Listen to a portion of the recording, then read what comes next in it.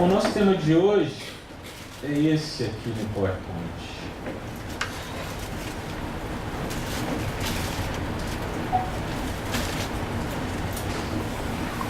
Nos piores momentos, confie. E nós vamos começar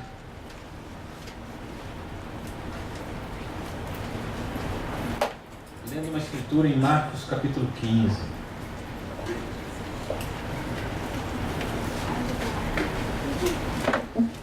E antes de lermos, algumas semanas atrás eu comecei a falar um pouco sobre a crucificação, os acontecimentos contidos nela. E num dado momento foi falado que Jesus, ele morreu não porque os romanos fizeram uma emboscada para ele, não porque os religiosos da época também fizeram algo para prendê-lo, que Jesus havia se entregado. Ele decidiu se entregar. E Jesus, ao se entregar-se na cruz, ele destruiu o poder do pecado. E aí, um tempo depois, a gente falou sobre que Jesus havia enfrentado a ira de Deus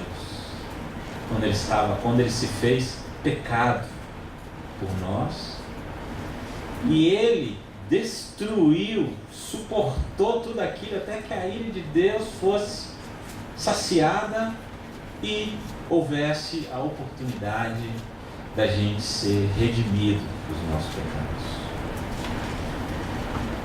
E hoje nós vamos falar um pouco sobre as palavras que Jesus falou na cruz. Em Marcos capítulo 15, versículo 34, diz o seguinte: por volta das 3 horas da tarde, Jesus bradou em alta voz: Eloi, Eloi, lama sabachthani, que significa: meu Deus, por que me abandonaste? Bom, esse tema, ao longo dos séculos, foi debatido pelos teólogos. E hoje nós vamos ver, à luz das Escrituras, o que realmente aconteceu. Será que Deus realmente abandonou Jesus ou não? Para ele expressar isso que ele expressou. Acompanhe comigo aqui em João capítulo 5, versículo 19. Jesus lhes deu esta resposta: eu lhes digo verdadeiramente que o Filho não pode fazer nada de si mesmo. Só pode fazer o que vê o Pai fazer. Porque o que o Pai faz, o Filho também faz. Olha com quanta convicção que Jesus está colocando esse pensamento aqui para nós. Eu lhes digo verdadeiramente que o Filho não faz nada se o Pai não fizer.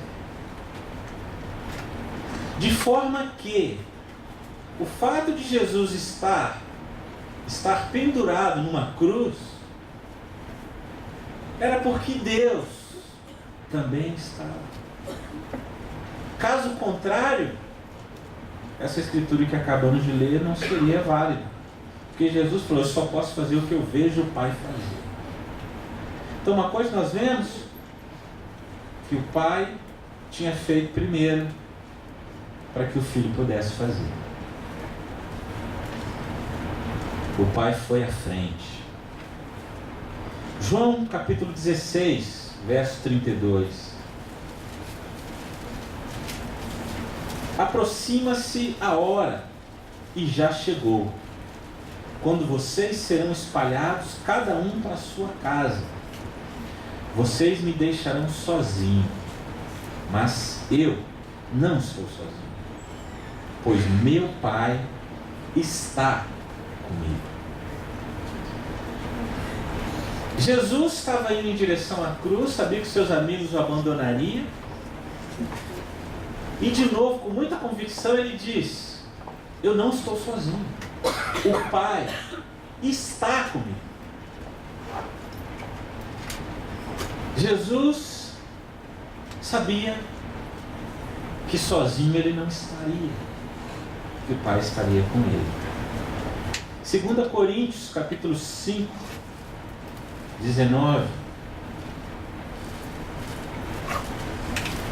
Ou seja, que Deus em Cristo estava reconciliando consigo o mundo, não levando em conta os pecados dos homens, e nos confiou a mensagem da reconciliação. Deus estava em Cristo no momento da reconciliação, na cruz. Paulo, anos depois, chega a essa conclusão, que Deus estava sim em Cristo na cruz. E ele coloca isso com certeza, que na reconciliação do mundo o Pai estava com o Filho. Sendo assim, não resta dúvida de que Deus estava com Cristo e continuou unido com Cristo. Pensar que Deus estava separado de Cristo cai na impossibilidade da própria natureza de Deus, que é triuno.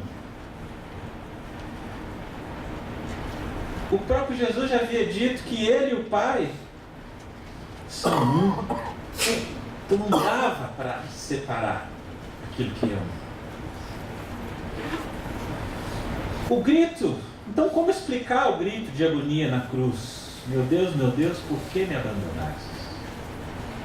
A verdade é que o grito de Jesus não diz respeito ao fato dele estar sofrendo fisicamente, quase à morte, porque ele já sabia que ele ia morrer, e ele já sabia também que ele iria ressuscitar.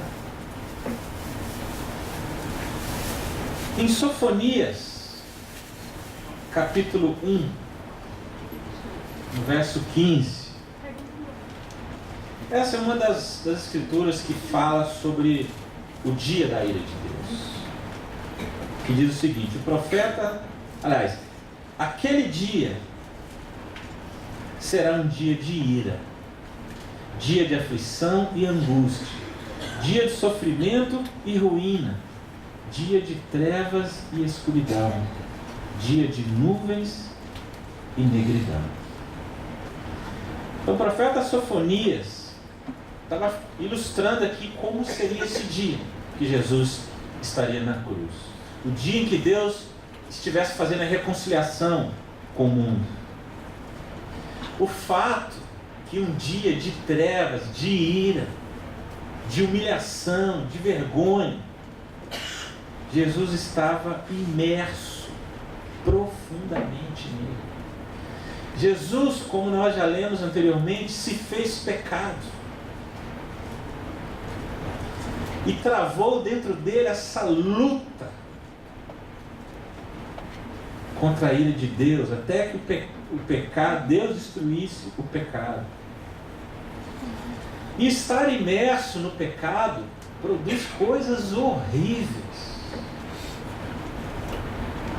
Lembremos de Judas, que quando viu que havia traído sangue inocente, o desespero dele foi tamanho que ele foi e se enforcou.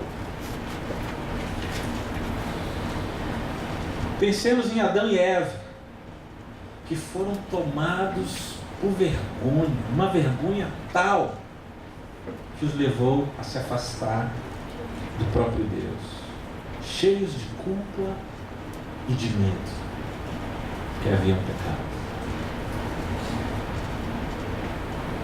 Davi relata no Salmo 32 o seguinte: enquanto escondi os meus pecados, o meu corpo definhava de tanto gemer.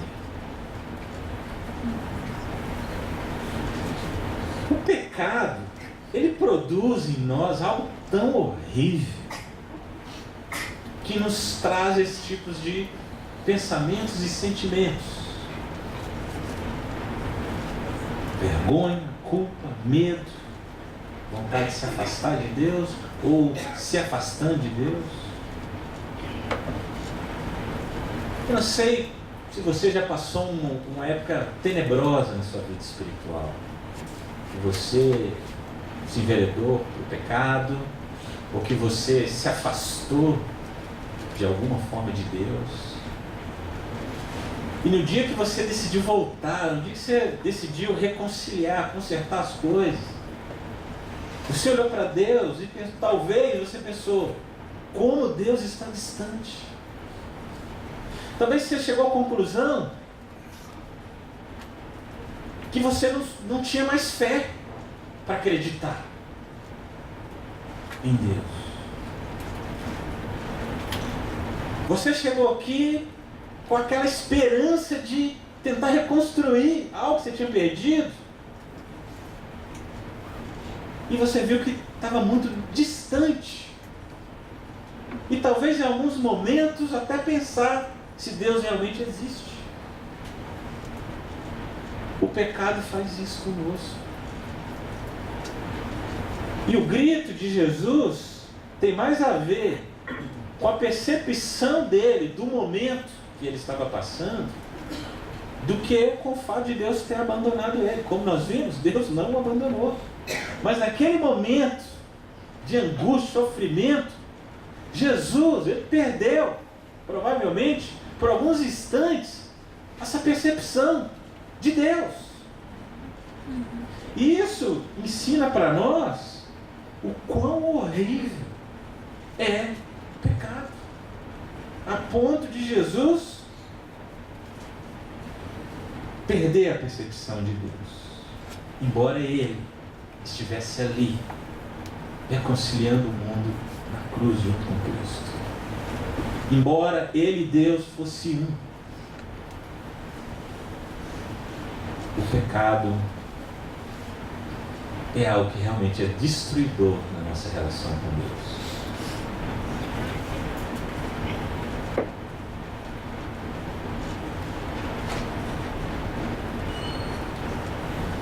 Deus perdoa todos os pecados e o perdoou lá em Cristo na cruz. Mas essas consequências do pecado, elas acabam caindo sobre nós.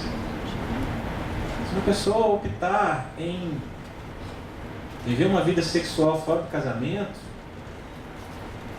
e vier uma gravidez, é a consequência. Deus vai perdoar, perdoa. Mas tem a consequência. Se você se entregar ao álcool por algum motivo que você está passando na vida, você decide descarregar suas angústias no álcool e fazer muita bobagem na sua vida, Deus vai perdoar? Sim, facilmente. A consequência disso é sua,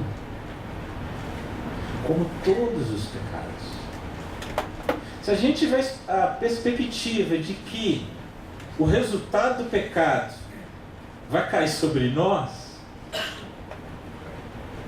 a consequência dele, a consequência dessa natureza vai cair sobre nós, talvez seria um grande motivo para a gente ser sério com o pecado, porque ele devasta a nossa relação com Deus. E isso não é tudo. Em meio a uma tormenta dessas, de vazio, de solidão, Jesus poderia recobrar os seus sentidos e falar, peraí, não, eu vou reclamar para mim de novo a glória que eu tinha com o Pai, que lá em Filipenses a gente sabe que ele não insistiu em ser como Deus. Nesse momento ele poderia falar, sabe de uma coisa? A coisa está muito ruim, eu vou retomar aquilo que é meu de direito. Ou então, Jesus poderia ter dito, eu vou chamar os anjos, as legiões, para me ajudar agora. Eu vou me apresentar agora como todo-poderoso e vou resolver de vez essa situação tão crítica que eu estou passando. Talvez seria a hora de agir como todo-poderoso e reverter aquela situação. Pensa, temos aqui o Renato, o Leto, que são policiais. Temos aqui também Davi Coutinho, que é tenente. Temos aqui Eliane Felipe, que é oficial. Flávio Mendonça também, que é oficial. E talvez tenha mais alguns aí. Imagina, vocês na rua, uma blitz para vocês, né, individualmente, aí, em cada cidade. E aí chega lá um determinado policial com um trato sem reverência nenhuma a você, falando alto, te empurrando, te colocando na parede, e de repente o cara te empurra, isso sem ninguém mostrar identificação de nada. Eu não sei quanto a vocês que são da polícia, mas se fosse eu, já arrancava logo a carteira e falava: meu amigo, sou oficial, rapaz. Era um momento maravilhoso.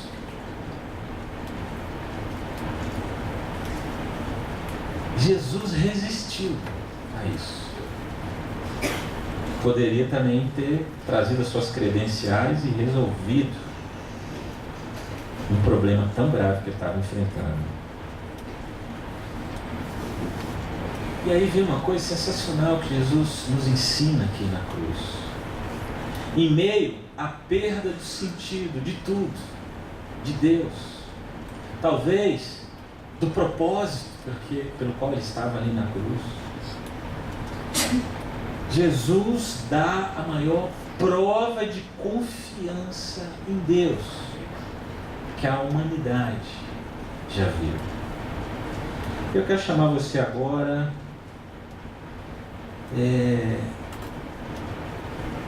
se abrir lá em Marcos 15, nós vamos começar a ler a partir do 33. Esse não está no ponto. É o relato da morte de Jesus.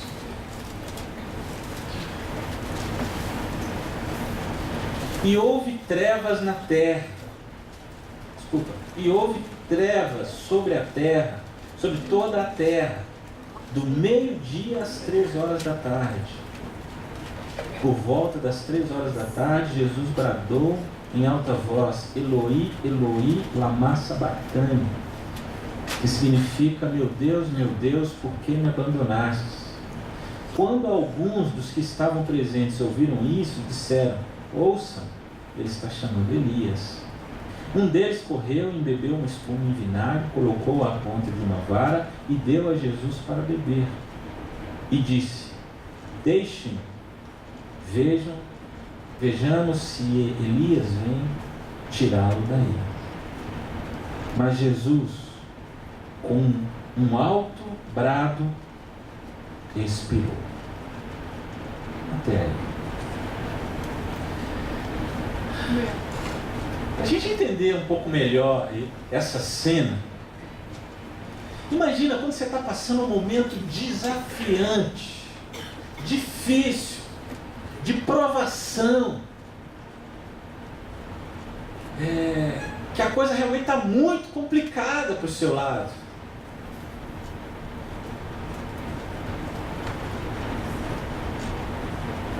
A nossa tendência natural, a gente fala: opa, se a coisa não está se resolvendo por si só, eu vou dar um jeito de resolver, eu vou dar um jeito de inverter essa situação.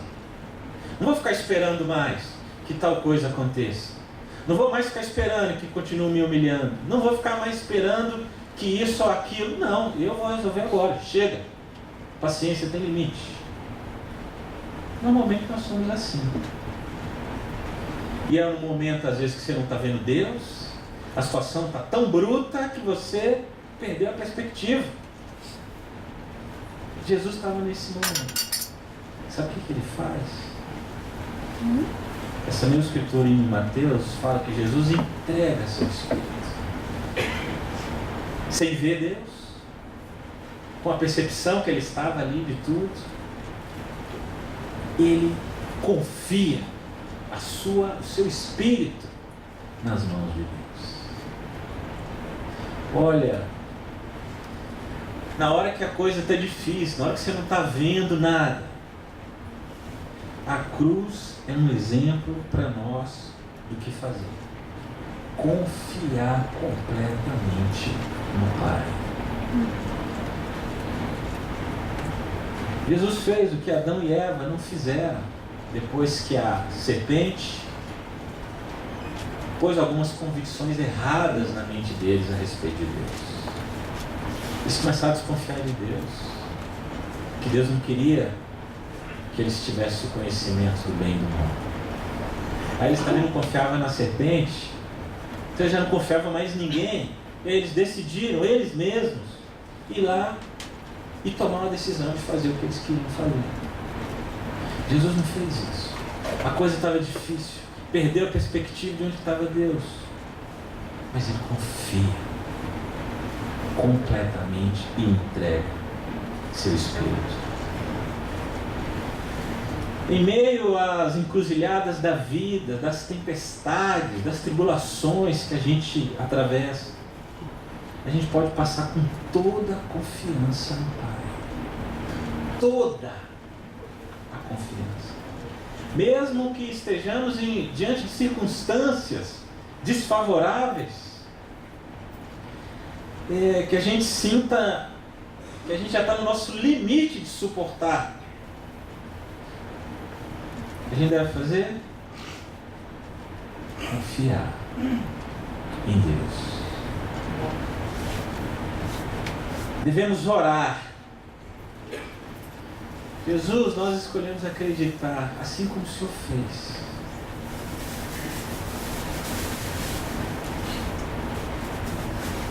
Porque o Senhor acreditou no amor do Pai por você.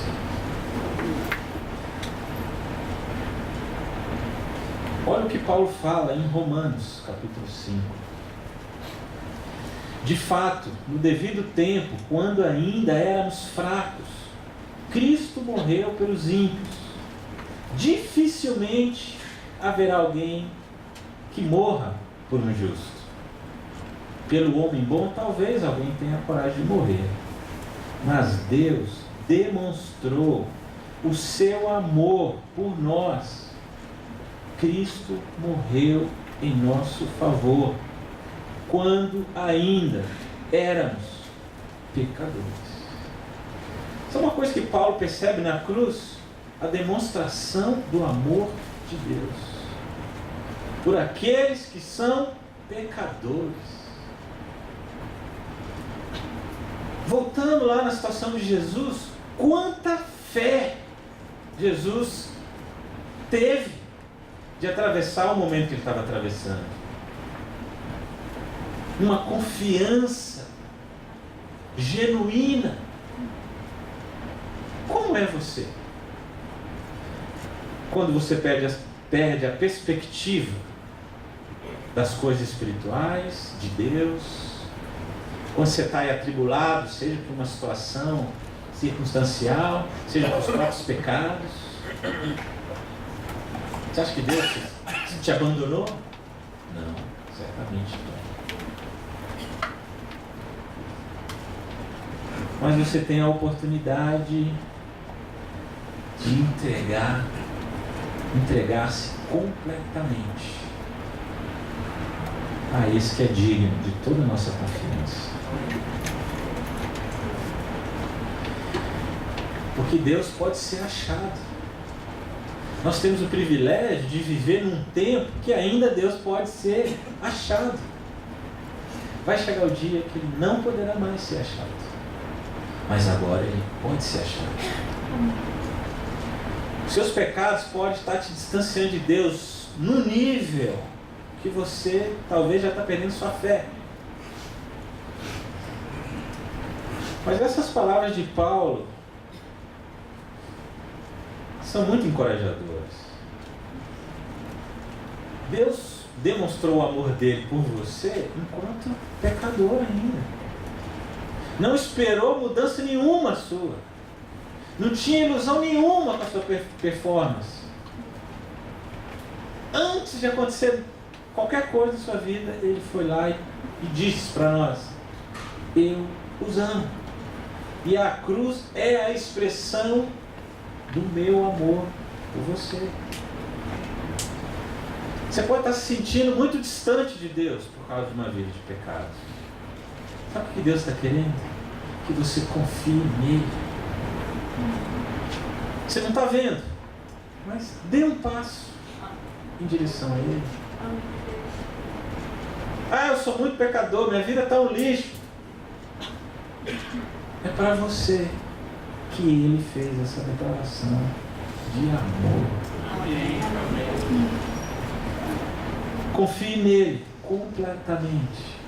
Entregue-se a ele, independente das circunstâncias que você se encontra.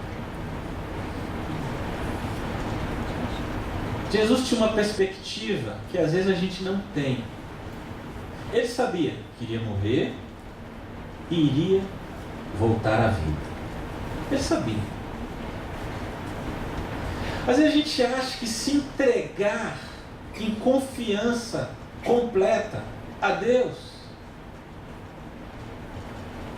parece que vai ser uma derrota, vai ser um fracasso. Talvez momentaneamente vai ser, né? Mas Deus não está nos chamando para isso. Deus está usando todas as circunstâncias que nos acontecem para que nós demos este passo de confiar verdadeiramente nele, de confiar no amor que ele tem por nós. Sendo assim, em momentos, nos seus piores momentos, confie e não abra mão dessa sua confiança em Deus.